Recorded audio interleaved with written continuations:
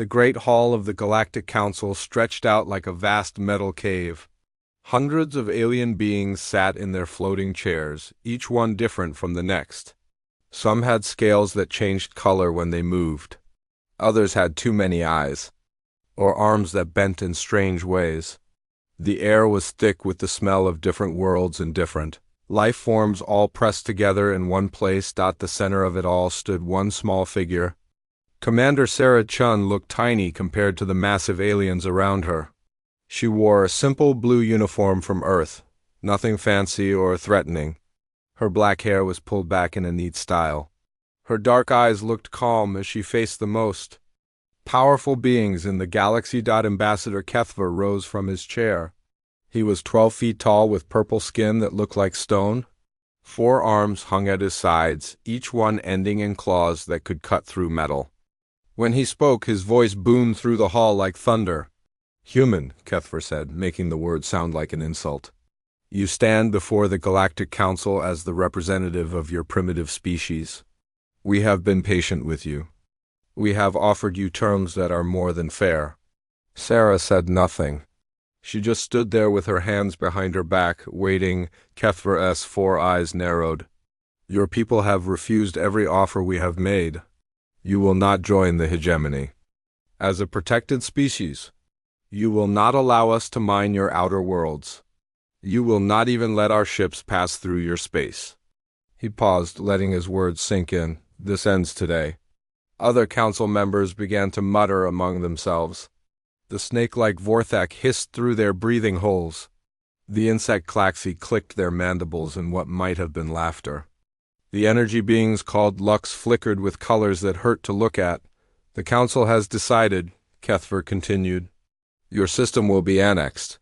Your people will serve the greater good of the galaxy. You will submit to our rule or face the consequences." Sarah finally spoke. Her voice was quiet, but somehow it carried to every corner of the vast hall. "No," the muttering stopped. Even the Lux stopped flickering. The silence was so complete that Sarah could hear her own heartbeat. Kethver's stone-like face twisted into what might have been a smile. "You refuse? One small human speaks for an entire world and says no to the combined might of 600 species." "I speak for humanity," Sarah said, "and humanity says no." A council member that looked like a giant jellyfish floated forward. "Perhaps the human does not understand. We are not asking. We are telling your compliance is not optional." Sarah turned to look at the jellyfish alien. "I understand perfectly. You want our worlds? You want our resources? You want us to bow down and call you masters?" She looked back at Kethver. "The answer is still no." Kethver's claws scraped against his chair. "Then you choose war. Do you have any idea what that means? We have fleets that could block out your sun. We have weapons that could crack your planet like an egg. We have fought wars across 1,000 worlds while your species was still living in caves." "I know exactly what it means," Sarah said. "Your people number barely 8 billion. We command over 40 trillion beings across 600 worlds. Your technology is centuries behind ours. Your ships are primitive. Your weapons are toys compared to ours." Kethver stood to his full height, towering over the human. "What could you possibly hope to accomplish?" Sarah was quiet for a long moment. When she spoke again, her voice was different, colder. "You're right about one thing. We are small compared to you. We don't have your numbers or your ships or your weapons." Some of the council members relaxed slightly. Perhaps the human was finally seeing reason. "But you're wrong about something else," Sarah continued. "You think you know what war is. You fight your neat little battles with your rules and your honor codes. You take territory and count resources and declare victory when the other side gives up." She took a step forward. Several aliens moved back without thinking. "Humans don't fight wars like that. When we go to war, we don't just fight to win. We fight to end it, completely, forever. We fight until there's nothing left to fight about." Kethver laughed, a sound like rocks grinding together. "Empty threats from a dying species. You cannot intimidate us with words, human. Sarah looked around the hall, meeting the eyes of dozens of different alien species. This isn't a threat. This is a warning. You came to us asking for submission. We said no. You came with demands. We said no. Now you come with ultimatums and talk of war. She paused, and when she spoke again, every being in the hall felt something cold run down their spine. You want war? Then brace for the end you chose. The words hung in the air like a curse. Several of the smaller aliens actually shivered. Even some of the warriors looked uncomfortable. Kethver tried to laugh again, but it came out forced. The council is not impressed by your dramatics, human. We have heard such words before from a dozen species. They all submitted in the end. Have you? Sarah asked quietly. Have you ever fought a species that had nothing left to lose? Have you ever faced a people who would rather die than kneel? Many times, Kethver said, but his voice was less certain now. Sarah shook her head. No, you fought species that wanted to live, that had something to protect. That could be reasoned with, or bought, or frightened. Her eyes seemed to look right through him. You've never fought humans. The jellyfish alien floated closer. What makes you so different? You bleed. You die. You feel pain and fear like any other species? You're right, Sarah said. We do all those things. But we also do something else. When you push us to the wall, when you give us no choice, when you make us choose between freedom and slavery. She smiled, and it was not a pleasant expression. We choose to become something else entirely. What is that supposed to mean? Demanded a crystalline being whose voice sounded like breaking glass. Sarah turned to face the entire council. It means you should have taken no for an answer. It means you should have left us alone. It means you made a choice when you decided that our refusal was not acceptable. She walked slowly toward the center of the hall. Her footsteps echoed in the silence. Every species you've conquered had something they valued more than victory. Their lives, their children, their culture, their homes. They could be broken because they had something to lose. Sarah stopped and looked up at Kethver. We don't, not anymore. You made sure of that when you threatened everything we care about. You're trying to frighten us, Kethver said, but his voice shook slightly. No, Sarah said. Fear is what you feel when you might lose something. What I'm giving you is information, data, a fact. She stepped closer. The fact is this. You wanted war, you're going to get it. But it's not going to be the kind of war you're used to. The hall erupted in angry voices. Aliens shouted in dozens of languages. Some demanded the human be arrested immediately. Others called for the immediate invasion of human space. Through it all, Sarah stood calm and silent in the center of the chaos. Finally, Kethver raised all four arms and the hall fell quiet. The council has heard enough, he declared. Human, you will return to your primitive world with this message. You have 7 of your days to surrender unconditionally. If you refuse, our fleets will come, your worlds will burn. Your species will serve or be destroyed. Sarah nodded slowly. I'll deliver your message, but I want you to remember something when your fleets don't come back. I want you to remember that we warned you. She looked around the hall one more time. We told you what would happen if you chose war. She turned and walked toward the exit. As she reached the great doors, she stopped and looked back. You want war? Then brace for the end you chose. The doors closed behind her with a sound like a tomb sealing shut. In the silence that followed, more than one council member wondered if they had just made a terrible mistake. Fleet Commander Zexthel watched the blue star grow larger on his main screen. His flagship was the size of a small moon, bristling with weapons that could destroy cities. Behind him followed 200 more ships, each one capable of wiping out entire fleets. The humans had not surrendered. 7 days had passed since the ultimatum, and there had been no word from Earth. Now the hegemony would show them what happened when primitives defied the galaxy's rulers. Commander, his tactical officer called out. The Vorthax Serpentine head swayed as he spoke. We are approaching the outer human colonies, 3 mining stations and 1 small settlement.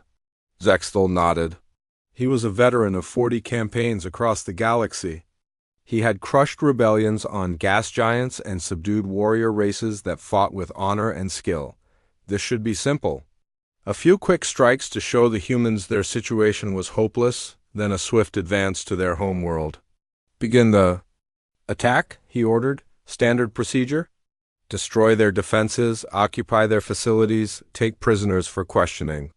The first target was Mining Station Gamma 7. It orbited a dead rock of a planet, pulling metals from the asteroid belt.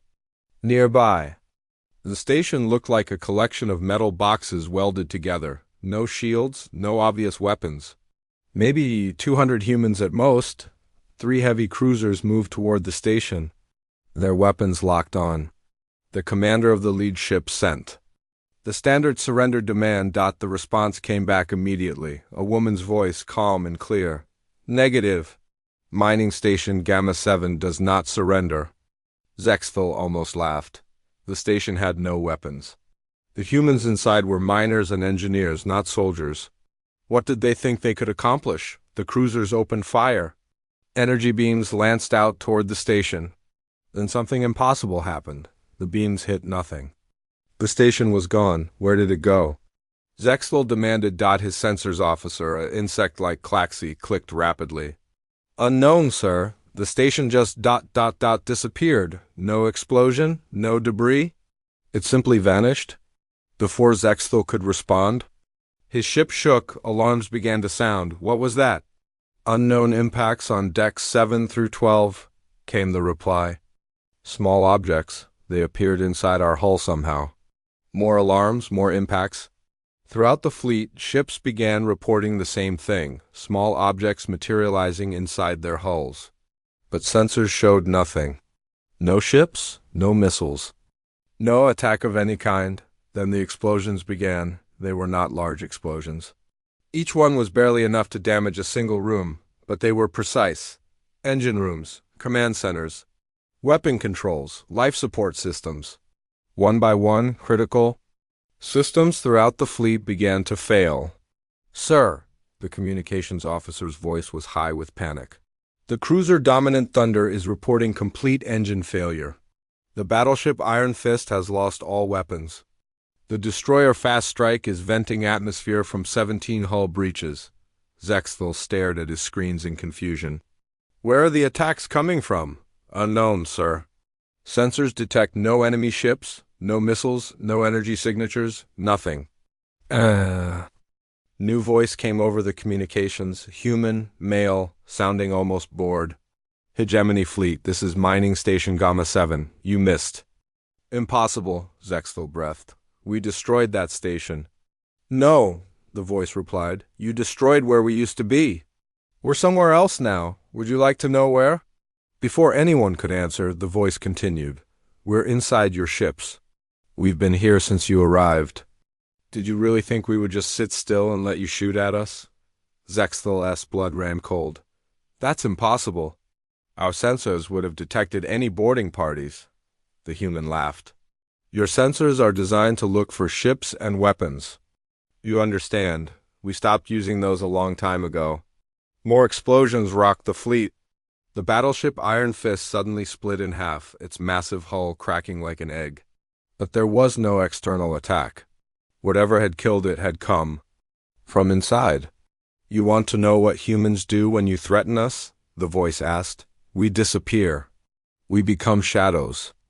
We get inside your ships, your systems, your minds. We become the darkness between your thoughts. The communications officer looked up at Zexthel with wide, frightened eyes.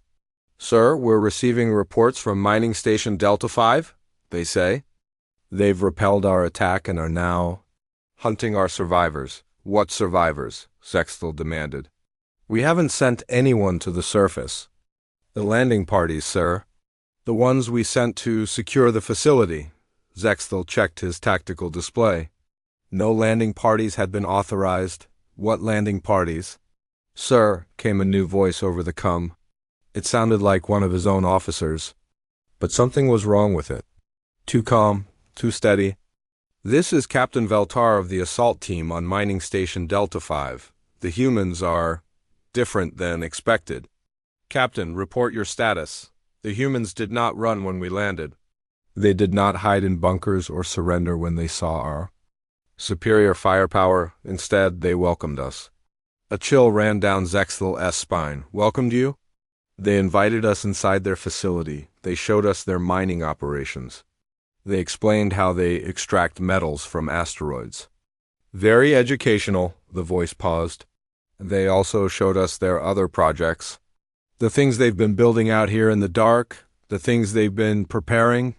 Captain, you're not making sense. I am making perfect sense, sir. The humans have been expecting this war for generations. Every mining station, every colony, every outpost. They're not just mining operations. They're weapons. They're all weapons. The communication cut off. Zexthal tried to raise Captain Veltar again, but got only silence. Sir, his sensor officer called out. We're detecting movement from the direction of mining station Delta 5. Something is approaching our position. Show me. The main screen switched to a tactical view. At first, Zexthal saw nothing. Then he noticed something odd. The stars were moving. Not the natural drift of space, but actual movement. As if something was blocking them out and then revealing them again. It's a ship, he realized, but it's invisible to our sensors. Multiple ships, the sensor officer corrected. Estimate 40 to 50 vessels approaching from various directions. All invisible to standard detection. Zexthal felt fear creep into his chest for the first time in decades. How is that possible? His answer came from a new voice on the communications. Female, young, she sounded like she might be a teenager. It's possible because we built them that way. We've had 200 years to prepare for this day. 200 years to imagine what we might need to fight an enemy with superior technology. Who is this? This is Engineer Sarah Kim, Mining Station Delta 5, age 16. I've been working on stealth technology since I was 8 years old. My grandfather started the project. My father continued it. Now it's my turn. 16 years old. Zexthal commanded fleets that conquered star systems, and he was being lectured by a human child. You want to know what's happening to your fleet? Sarah continued. We're taking it apart, ship by ship, system by system. We're not destroying it, we're studying it, learning from it, making it ours. On the tactical display, more of Zexthal's ships were going dark. Not exploding, just dopping, their engines cut out. Their weapons powered down. Their life support systems switched to emergency power. We don't fight like you, Sarah explained. You come with big fleets and lots of noise and expect everyone to be scared. We don't get scared. We get curious. We want to know how your ships work, how your weapons function, how your technology operates. A new alarm sounded. Zexthal's own ship was losing power. And the best way to learn, Sarah concluded, is to take things apart from the inside. Zexthal felt his command chair vibrate as small explosions began throughout his flagship, but these were not random attacks. Each explosion was carefully placed, precise, surgical. His ship was being dissected like a specimen in a laboratory. This is impossible, he whispered. No, came another voice. This one belonged to an older human, male, tired-sounding. This is what happens when you threaten our children. This is what happens when you give us no choice. This is what happens when you make us become something else. The lights on the bridge dimmed. The artificial gravity fluctuated. Around the fleet, Zexthal could see his mighty warships drifting helplessly as invisible human forces took them apart piece by piece. We told you, the old man's voice continued. We warned you what would happen, but you didn't listen. You thought you knew what war was. You thought you understood what you were fighting. The main screen flickered and went dark. Emergency lighting cast eerie shadows across the bridge. Zexthal could hear his crew members calling out damage reports, but their voices seemed to come from very far away. You were wrong, the voice said softly. You weren't fighting humans. You were fighting what humans become when you threaten everything they love. In the darkness of his dying ship, surrounded by the wreckage of his once mighty fleet, Fleet Commander Zexthal finally understood. The humans had not fled or hidden or begged for mercy. They had become ghosts. They had become the darkness between the stars. They had become something that could not be fought with conventional weapons or traditional tactics. They had become war itself. High Admiral Crexenol of the Hegemony stared at the reports scattered across his desk. Each one told the same impossible story. Fleets had vanished. Supply lines had gone silent. Entire star systems had simply stopped responding to communications. The war with the humans had been going on for 3 months now. What should have been a quick punishment campaign had become something else entirely. Something that made no sense according to every military manual ever written. "Show me the tactical display," he ordered his aide. A nervous Klaxi who kept clicking his mandibles. The holographic map appeared above the desk. Red dots marked hegemony territory. Blue dots showed human space. Between them, dozens of yellow. Markers indicated missing ships, failed communications, and unexplained incidents.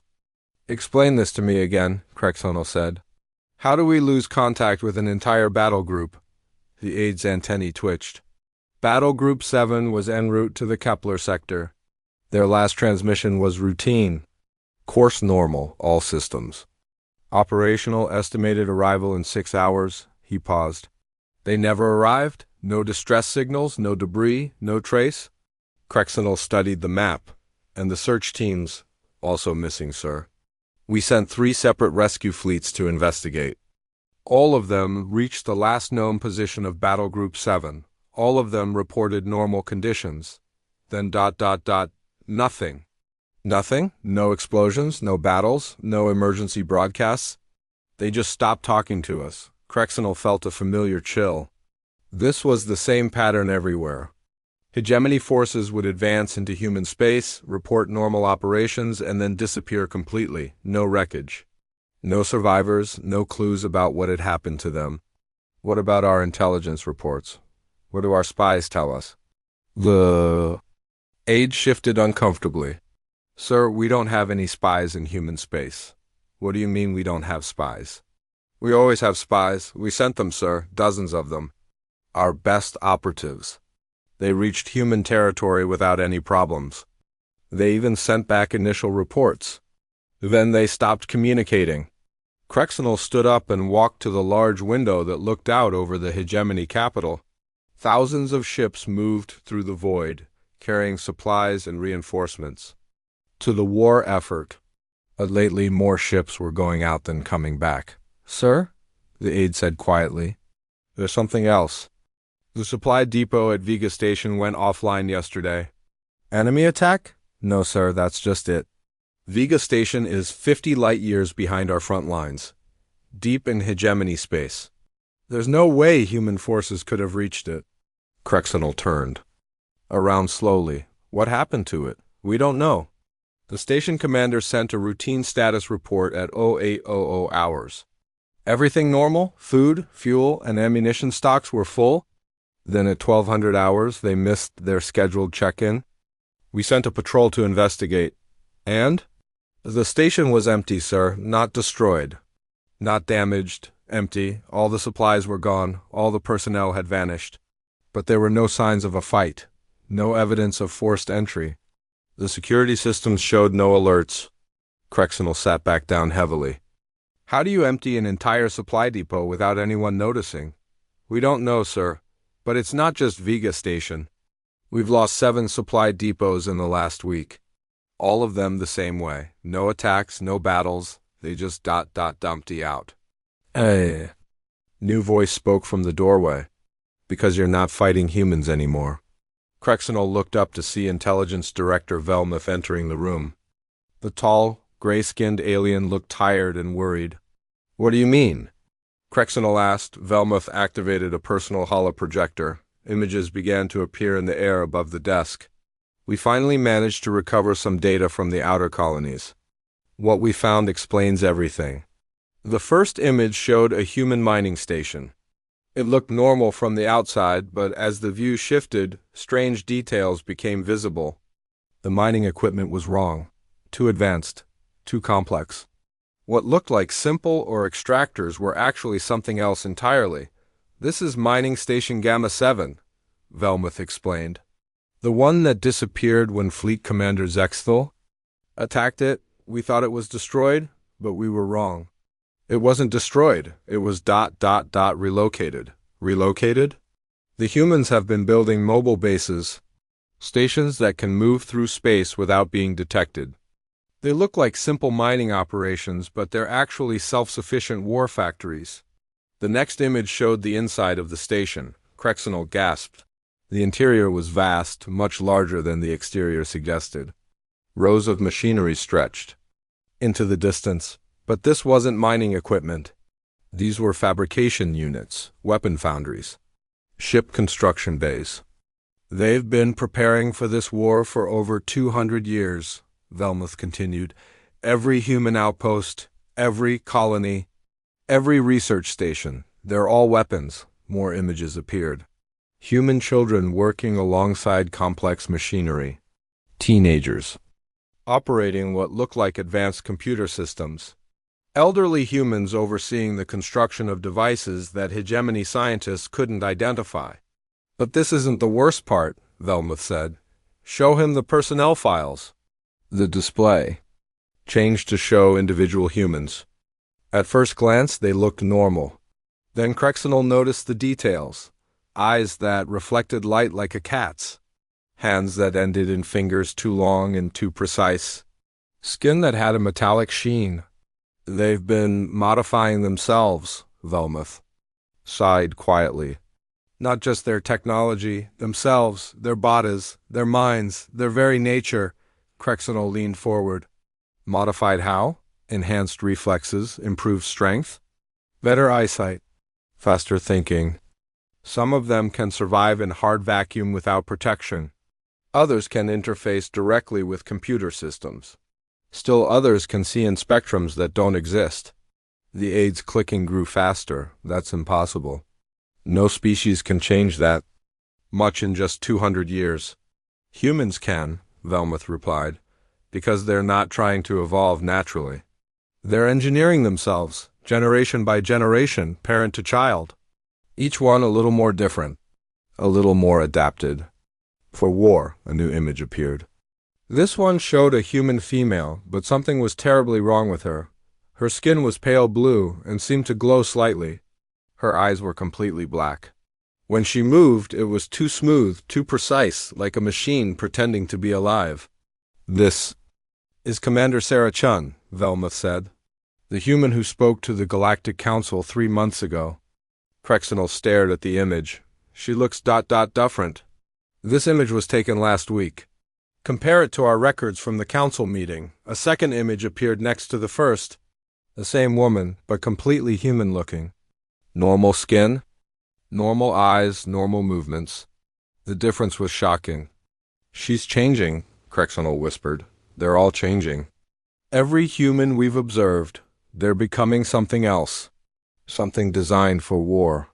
The display shifted to show tactical analyses, ship movements that defied physics, weapons that violated known laws of energy, battle strategies that made no sense according to conventional military thinking.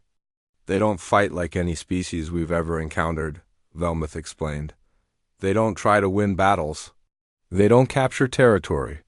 They don't even try to destroy our forces in the traditional sense. Then what do? They disappear. Our forces, they make them not exist.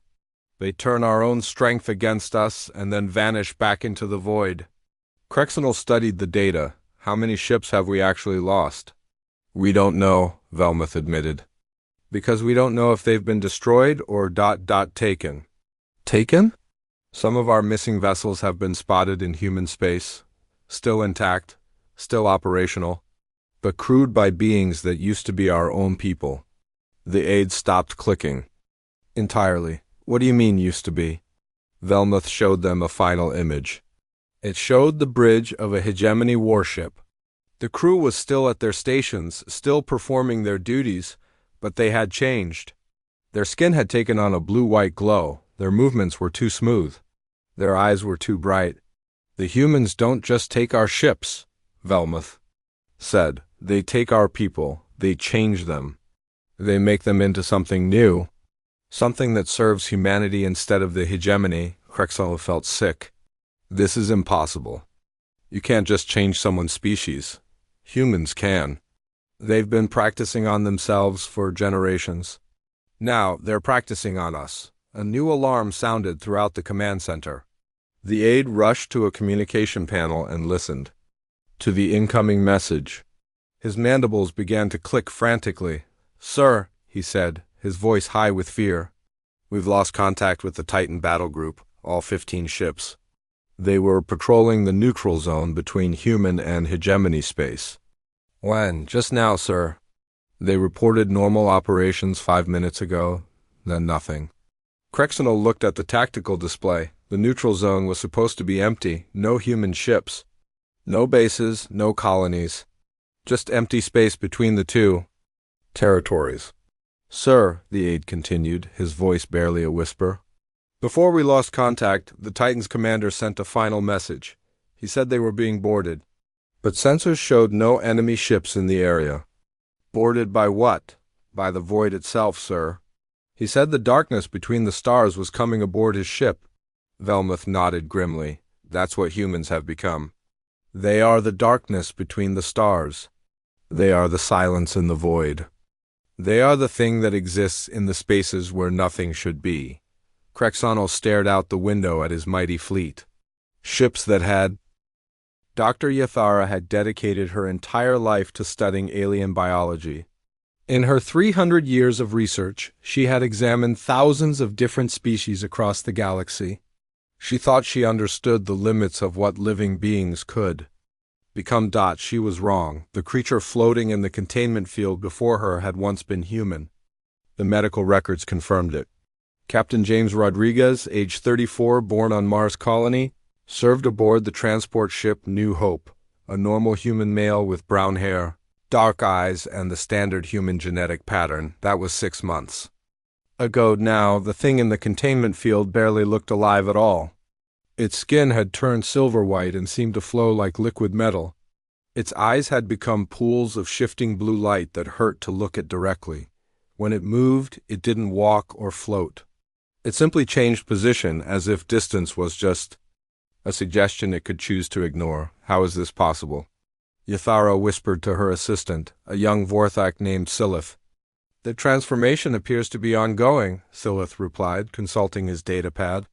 "When we first captured this specimen 3 weeks ago, it still had recognizable human features. Since then, the changes have accelerated."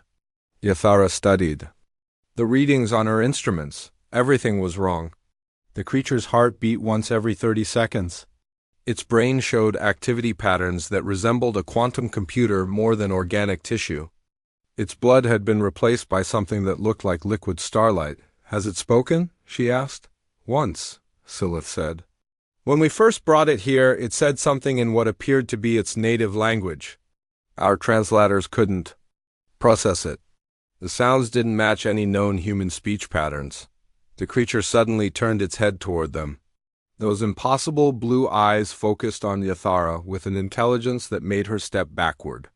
"You want to understand," it said. Its voice was like music played on instruments that had never been invented. "You want to know what we have become." Yathara forced herself to move closer to the containment field. "Yes, I want to understand. What happened to you?" The creature smiled, and its teeth were points of pure light. "We chose to become what was necessary." "Necessary for what?" "To end the war. To protect our species. To ensure that what you did to us never happens to anyone else ever again." Silith checked his readings. "Doctor, its biosigns are changing again. Something is happening." The creature's form began to shift. Its silver skin rippled like water. Its limbs stretched and changed shape. For a moment, it looked almost human again. Then it became something else entirely. Something that existed in more dimensions than the laboratory could properly contain. "You studied us like insects," the creature continued. "You cataloged our weaknesses. You planned to break us and remake us in your image, but you made one mistake." "What mistake?" Yathara asked, though part of her didn't want to know. "You assumed we would stay what we were. You assumed we were limited by the bodies we were born with. You assumed evolution was something that happened slowly, over millions of years. The containment field began to flicker. Warning lights started flashing throughout the laboratory. The creature was somehow affecting the technology around it just by existing. Humans don't wait for evolution, it said. We create it.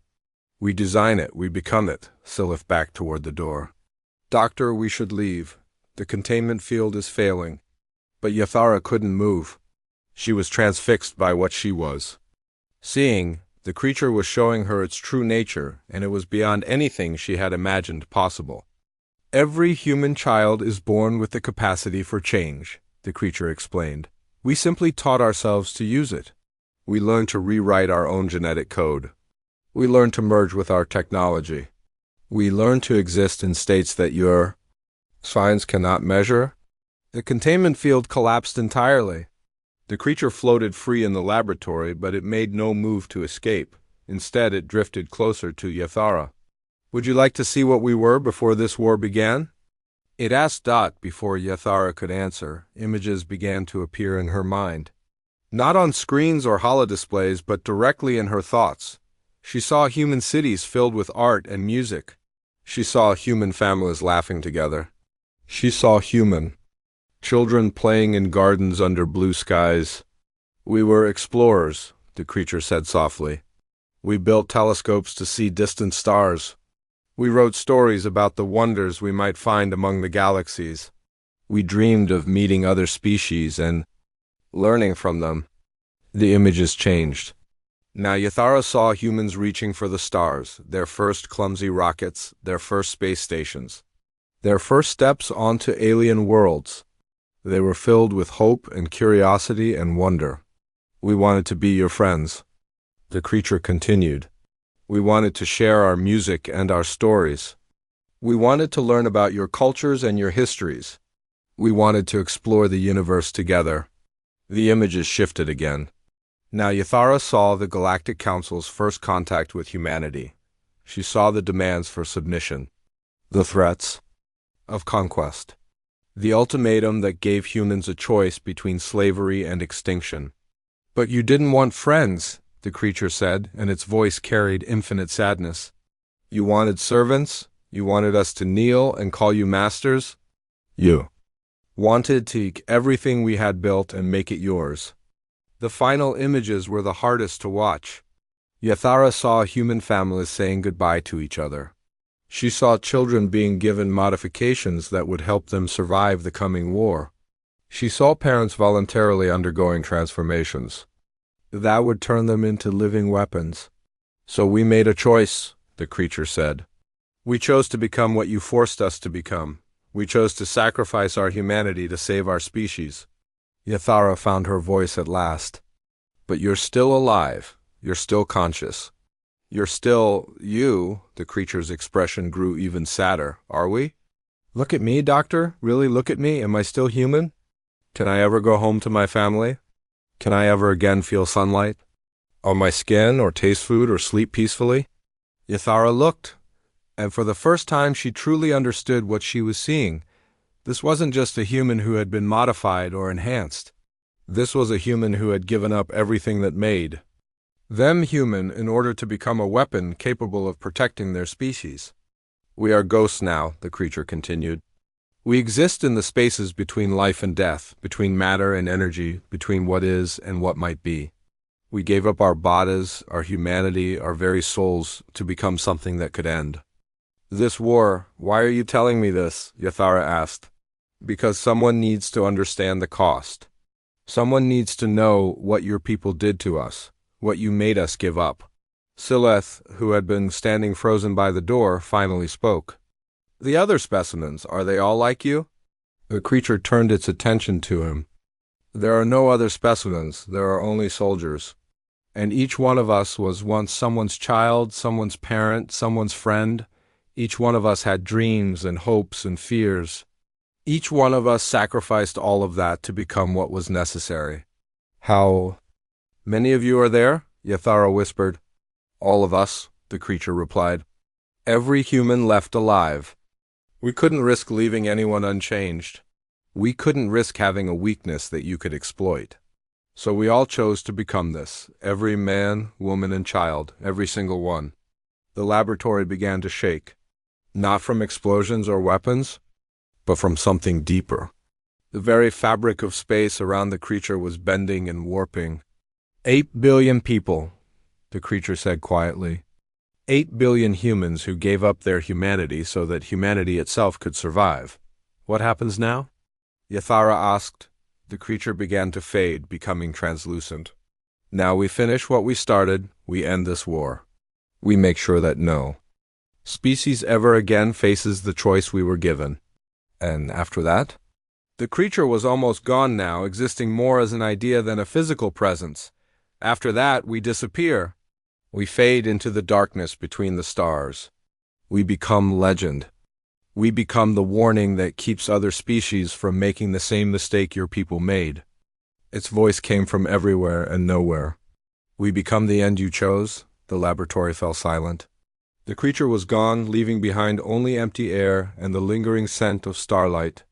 Yathara stood alone with her assistant, staring at the space where a former human had just revealed the true horror of what the war had created. Not monsters, not demons, not evil beings bent on conquest. Ghosts. 8 billion ghosts who had given up everything they were to protect everything they loved. And somewhere in the darkness of space, those ghosts were still fighting a war that had already cost them more than defeat ever could. The Galactic Council chamber looked the same as it had 6 months ago, the same floating chairs, the same alien beings from across the galaxy, the same vast metal walls that had witnessed the rise and fall of 1,000 civilizations, but everything had changed. Ambassador Kethver sat in his chair, but his purple stone-like skin had lost its luster. His forearms trembled slightly as he gripped the armrests. Around him, the other council members looked equally shaken. The snake-like Vorthak kept their heads low. The insect Klaxi clicked nervously. Even the energy beings called Lux flickered. Weakly, report, Kethver said, his voice barely above a whisper. High Admiral Krexenel stood at the center of the chamber. His uniform was wrinkled and stained. Dark circles ringed his eyes. When he spoke, his words came slowly, as if each one caused him pain. The war is over, he said. We have lost. Murmurs rippled through the assembly. Several council members started to object, but Krexenel held up his hand for silence. In the past 6 months, we have lost contact with 60% of our fleet. Our supply lines have collapsed, our forward bases have been abandoned. Our troops refuse to advance into human space. Refuse? Demanded the jellyfish-like being that floated near the front. On what grounds? Fear, Krexenel replied simply. They are afraid of what they might become if they encounter the humans. The chamber erupted in angry voices. Some called for the court-martial of cowardly officers. Others demanded new strategies and better weapons. A few suggested negotiating. With the humans, through it all, Kethver remained silent. He was remembering the words of a small human woman who had stood in this very spot 6 months ago. Words that had seemed like empty threats at the time. You want war? Then brace for the end you chose. Silence. Kethver roared, his voice echoing. Through the chamber, the other council members fell quiet. Admiral, tell us exactly what we are facing. Krexenel activated a holographic display. Images appeared above the center of the chamber. But these were not the tactical maps and fleet positions the council expected to see. Instead, they showed empty space. Void where hegemony forces should have been. This is the Kepler sector, Krexenel explained. 3 months ago, it contained 47 hegemony worlds, 50 military bases, and the largest supply depot in this arm of the galaxy. Where are they? Asked a crystalline being whose voice sounded like breaking glass. Gone, Krexenel said. Not destroyed. Not conquered. Gone as if they never existed. New images appeared. These showed hegemony worlds that had simply been emptied. Cities stood intact but abandoned. Spaceports contained ships but no crews. Military bases had weapons but no soldiers. The humans don't destroy our infrastructure, Krexenel continued. They don't need to. They simply remove the people. And then they wait. Wait for what? Kethver asked. for us to send more people, more ships, more soldiers. Then they remove those two.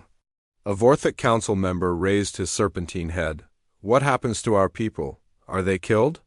Crexenol's expression grew even more troubled. We don't know.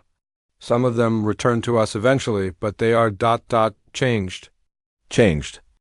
How? They speak of wonders beyond imagination, of technologies that make our greatest achievements look primitive, of knowledge that spans the universe itself. Crexenol paused. They beg us to surrender. They say the humans are offering us something better than conquest. Something better than domination. What could be better than ruling the galaxy? Demanded the crystalline being. Understanding it, came a new voice from the back of the chamber. Every head turned. There, walking slowly down the central aisle, was a figure that should not have been able to enter the most secure facility in Hegemony Space. Commander Sarah Chun looked exactly as she had 6 months ago. The same simple blue uniform. The same black hair pulled back neatly, the same calm, dark eyes. But now the council members could see what they had missed before. The way light bent around her slightly. The way her footsteps made no sound. The way she seemed to exist in the space between reality and possibility. How did you get in here? Kethver demanded, though his voice shook. Sarah smiled sadly. The same way we got into your fleets. The same way we got into your bases. The same way we got into your worlds. She looked around the chamber. We exist in the spaces you don't think to guard. Security alarms should have been sounding. Guards should have been rushing into the chamber. Weapons should have been charging, but nothing happened. The chamber's defensive systems simply ignored her presence as if she wasn't really there. What do you want? Kethver asked. To offer you the same choice you offered us, Sarah replied. Surrender or face the consequences. We will never surrender to primitives. Shouted the jellyfish being. Sarah turned her attention to the speaker. For a moment her human disguise flickered. The council members caught a glimpse of something that existed in dimensions their minds couldn't process. Something that was both terrifyingly alien and heartbreakingly familiar. We are not the primitives we once were, Sarah said quietly. We gave up that luxury when you forced us to choose between slavery and evolution. She walked to the center of the chamber, the same spot where she had stood 6 months ago. But now she seemed to fill the entire space as if she was somehow larger than the room that contained her. You wanted to know what humans become when you threaten everything we love, she said. You're looking at it. We became the darkness between the stars. We became the silence in the void. We became the thing that exists in the spaces where nothing should be. Kethver found his voice. What have you done to our people? We offered them a choice, Sarah replied. The same choice we gave ourselves, evolve or perish. Become something greater or remain something lesser. And if they refuse? Sarah's expression grew infinitely sad. Then they remain what they are. Limited, mortal, bound by the laws of physics and the constraints of biology, she paused. And eventually they die. Not because we kill them, but because death is what happens to beings who refuse to grow. Admiral Crexenol stepped forward. What about those who accept? What do they become? Free, Sarah said simply. Free from the fear of death? Free from the limitations of flesh? Free from the need to conquer others to feel powerful? She looked at each council member in turn. Free to explore the universe as it really is, instead of the tiny fraction you can perceive with your current senses. This is madness, muttered the crystalline being. No species can simply transcend their physical nature. Every species can, Sarah corrected. They just need to want it badly enough.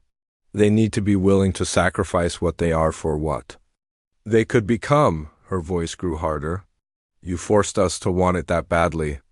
You made us choose between extinction and transcendence. Kethver struggled to understand. What happens to the galaxy now?